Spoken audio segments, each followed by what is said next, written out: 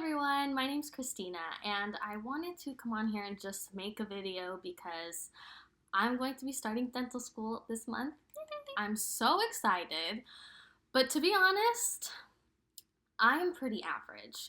There were a lot of people who gave me great advice or things that I saw other people doing that I think were great, and I just kind of wanted to pass that along so I can help you guys achieve your goals and your dreams of becoming a dentist. So anyway, I'm just assuming that you already know the lowdown on how to prepare for dental school, that you have taken your DAT or you will soon, that you know that you should be doing volunteer work, shadowing, working, whatever your situation is, or maybe you already graduated. But so I'm already assuming that you know those things. This video is more concerned on the application itself. Number one, apply early. Please. I know a lot of people who had great DAT scores, who had great GPAs, like they were astounding students, research everything, but they didn't get in because they didn't get in anywhere because they applied too late. The application is an online application. I call it ADSAS, but it's AADSAS is the abbreviation. So if I say ADSAS, that's what I'm talking about. So apply early. Applications open in the beginning of June. I believe it's June 1st. So the one for this year, 2017, is already open. But if you're looking at this in the future, then try to get as much done or as much prepared on your application before June 1st, because the application is lengthy, it takes a lot of time, there's some things that aren't necessarily in your control like transcripts, so you want to get the most done as early as possible, because if you wait too long, if you wait until August or September, then a lot of the schools have already sent out their interview invites, and now you're competing with a lot more students and you're competing with people who they've already interviewed and seen in person, whereas your application is on paper. Do you see what I mean? So you want to get those supplemental applications and those interviews as early as possible, and that will increase your chances of getting in. Have a copy of your unofficial transcripts and have like an Excel spreadsheet of kind of like a resume, but everything that you've ever done in undergrad that applies to your dental school application. So volunteer hours, how many hours you've done, a description of what you did or things that stood out to you in that volunteer experience, research hours if you did research, any type of jobs, dates, then you can get that part done quickly so that you don't have to keep looking back and say, wait, what month did I do this volunteer work in? How many hours did I shadow at this dental office? No, you have everything there on an Excel spreadsheet. That's my tip. Apply early and have as much prepared as possible. Number two, the first thing that you have to do, I don't care what anybody says, the first thing you have to do after you make an account on ADSAS is send in your transcripts. Now, this is probably the most annoying,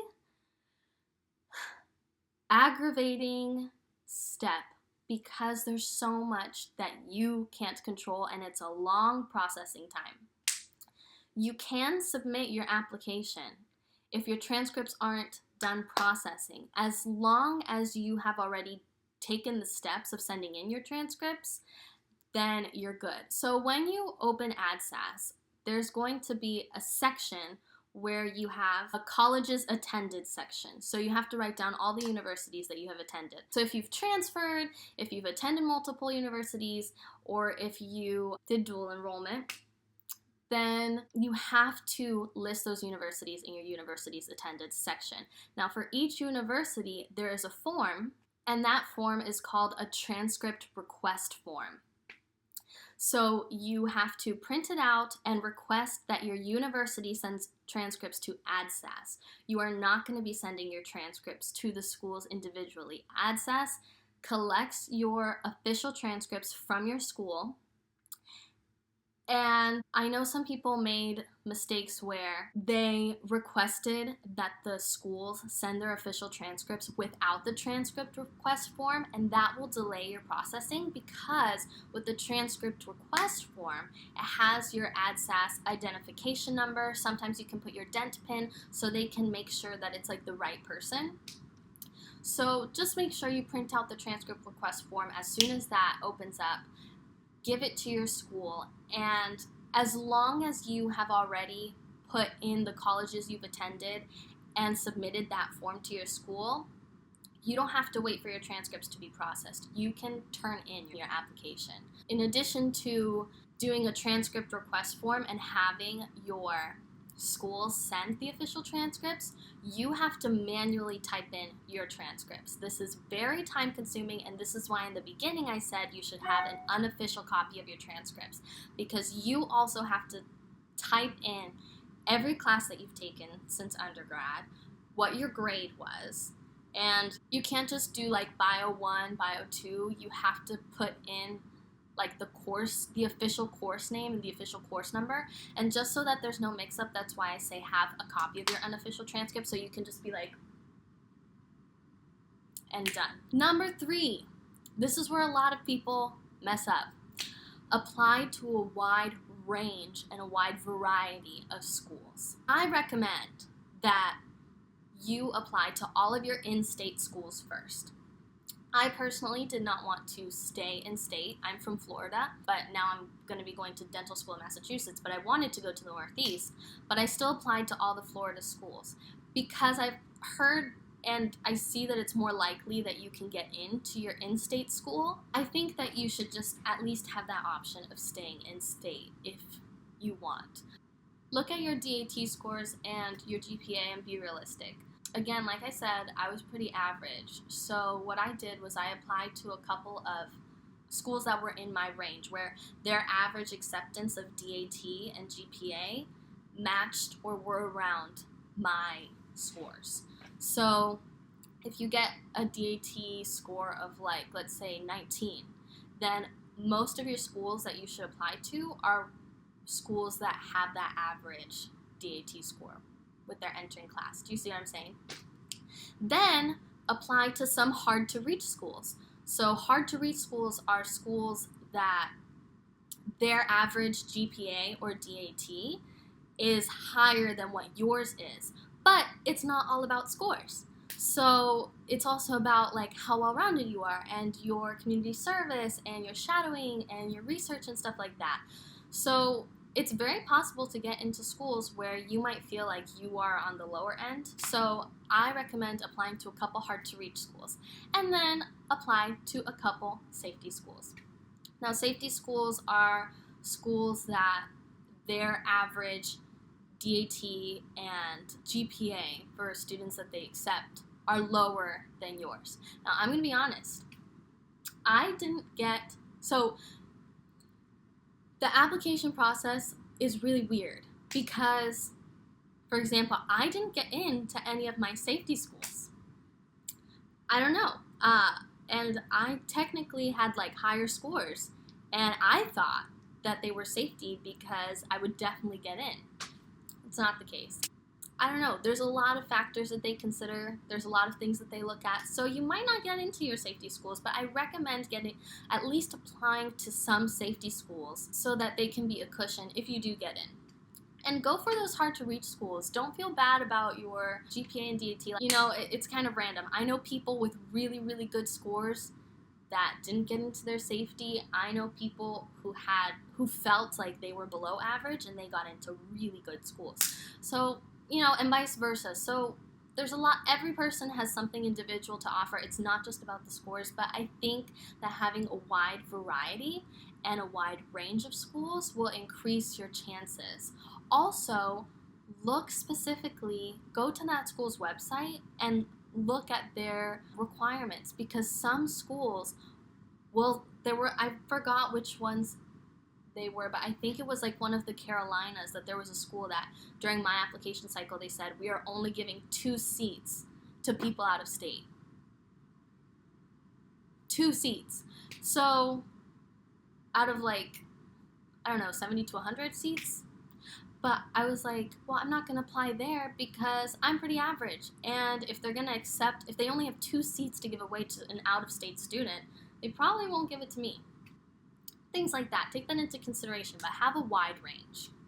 All right, so kind of piggybacking on the last point, number 4, I think 4, is once you have that list, once you have compiled that list of schools, I would recommend around 10 to 15 schools, to be honest. I know it's expensive, but if you really want to get in your first time, I would just do it. Just apply to as many schools as you can. 10 to 15 schools, that's what I say.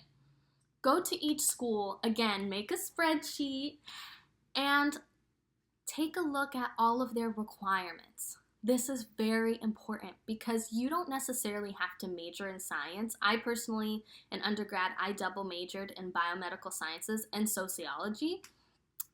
But I know a lot of people who applied to dental school and they didn't necessarily major in science. But you have to make sure that you either have completed those prerequisites for that school or you're going to. For example, there were a lot of schools on the West Coast that I was looking at. I was particularly interested in Arizona, and I did get in, but that's a different story. I didn't end up going, but I love Arizona. The schools on the West Coast, a pattern that I've noticed is that they had a prerequisite of anatomy and physiology 1 and 2. And the schools on the East Coast tended to have a prerequisite of physics 1 and 2 as opposed to anatomy and physiology 1 and 2. But in my major at my undergrad university, I could choose either physics or anatomy and physiology. I didn't have to do both. They would both fulfill the same requirements. So as I was planning my coursework, I realized, okay, some of the schools that I would potentially want to go to require anatomy and physiology, and some of them require physics. So even though it wasn't part of my major, I had to take both because I wanted that possibility. Now, you don't have to have all the prerequisites done before you apply. Like, let's say you're applying to go to dental school your junior year, but you're about to go into your senior year and you will fulfill the requirements. That's okay because there's a section in ADSAS where it's planned coursework. So they will see that you are going to fulfill those requirements. Now, number 5 is while you're looking at your school's prerequisites, academic prerequisites, and class prerequisites, pay attention to the letters of recommendation requirements. If you make an Excel sheet and you start typing what the requirements are, at the end you'll go back and see that there are some schools that are really different. Now, in ADSAS, I believe you can have 3 or 4 letters of recommendation uploaded. So you want to kill multiple birds with one stone, as I like to say. You don't want to have like 8 different letters of rec. Like, for example, some schools will require 2 science letters and maybe 1 letter from a dentist. But then another school might specifically want 1 biology and 1 chemistry. So those 2 science letters should be from a biology professor or a chemistry professor. Basically, you just want to make sure that your letters fulfill all the requirements and ask them if they can write your letter before the application comes or before the application becomes open, because in ADSAS what you do is you write their email and you write their names and everything, and then they will get an email and then they will submit the letter on their own time. So you can submit your application and have it early even if the letters of recommendation aren't submitted yet. And schools can start looking at your application before the letters of rec are in. Number 6, have your personal statement written. It essentially is like, tell us about yourself and why you want to be a dentist in 4,500 characters. Before June 1st comes and the application is open, send your personal statement to anybody that you can. Send it to people who know you, and also send it to people who don't know you as well. I knew that my personal statement was ready when I would send it to people who didn't know me as well, but they were able to understand where I was coming from and who I was as a person, and they were able to get the message that I wanted to get across. But the thing that helped me the most is at my university there was a writing center where graduate students would help you write papers. So I went in and I was like, can you help me with my personal statement? And that was the best help because they're graduate students. They know what kind of writing style like admissions are looking for. That was actually the best help was the writing center. You want to get as many opinions as possible on your personal statement, and you want to make sure that it's the best that it can be. Just hope to help other people, and good luck, guys.